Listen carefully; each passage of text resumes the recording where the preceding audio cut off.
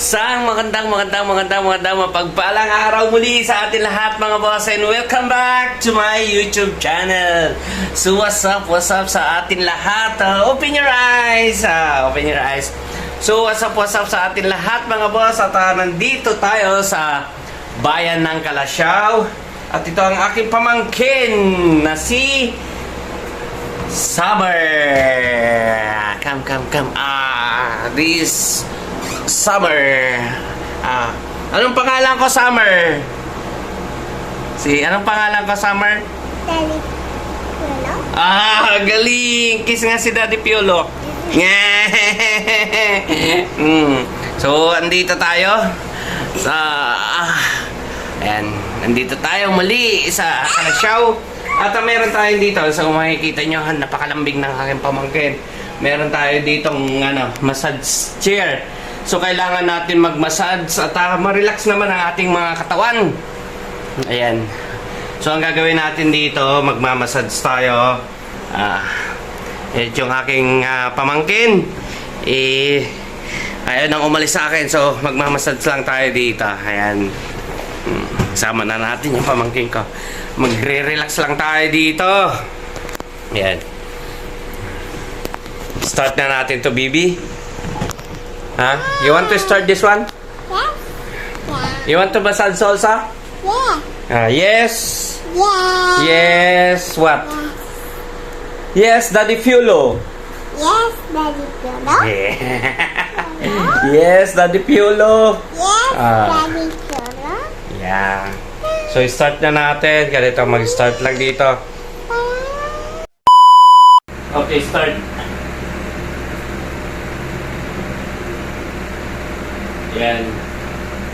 So, mga boss, bali 15 minutes po tayo nandito. Then, yan, nararamdaman ko na po yung niya, pagmamassage ng upuan na to. So, nakarelax lang tayo dito. Mula dito sa pinaka-part ng neck natin, hanggang sa may paa natin, hanggang sa may talampakan. Minamassage niya yung natin. Talampakan, tapos dito sa may pinaka-part ng back, spine natin. Yan, nararamdaman ko yung humahagod na parang bola.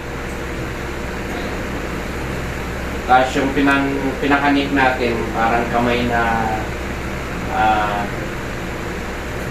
paano natin i-explain to? Yan. Parang inihilot nga, minamassage yan. Ayun. Ganda. So, itong pamangkin ko kasi gusto niya kasi makita yung mukha niya daw doon sa pagbablog natin. So, gusto niyang makita, gusto niyang may sama. So, ayan.